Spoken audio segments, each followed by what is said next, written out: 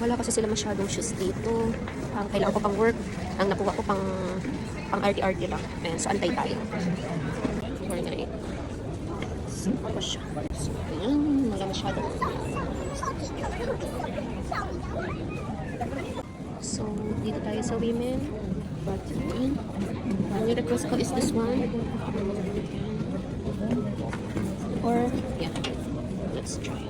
So, ito kasi yung mga display nila. Ayan. Wala masyadong magaganda. Medyo disappoint lang tayo guys kasi wala yung mga gusto kong, yung mga masyadong colorful na, yung mga ilalim is parang nag-ombre color. So yun kasing hanap ko, but since kailangan natin ng pang work, New Balance yung napili kong susukatin natin. Antay lang tayo. And then it was these ones, right? Yes, yeah. So this one yung napili natin guys. And ito. Kaya lang kasi nylon siya, so let's see.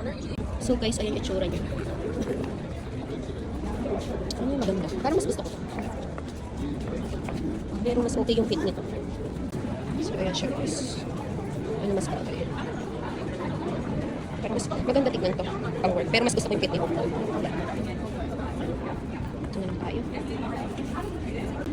Ang tignan. Sarap siya. So, I think ito na yung pinili ko compare dito kasi tela pati, yun nga, pag nabasa ng ulan. Pero gusto ko rin, maganda yung fit nito. Maganda fit niya, pero ito talagang pang running, tsaka pang, pwedeng pang work para kahit mabasa siya. So, I'll choose this one.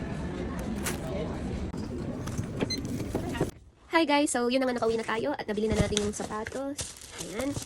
And then, mas napili ko to kasi yun nga, pwede sa work ko dahil may pagka-color white siya at maganda tignan kaysa doon sa nylon na tela. At saka bumili rin ako ng konti nating, ayan, pants na partner sa kanya. So, ayan siya. Sale lang naman din to guys. Hindi naman tayo yung masyadong pangmamahalin na, para lang komportable ba. Sa next sahod ko naman, pinag-isipan ko, so, uniform kasi yung kailangan ko kung magpipigs ba ako or mandala kasi sa US yun na binibili. So, medyo alanganin ako kung, gusto ko kasi nasusukat kaya ayoko rin bumili through online. Mas gusto ko talaga yung nakikita ko siya at talagang, kahit alam ko na yung size ko dito. So, yun lang. I hope you like my video. See you soon again.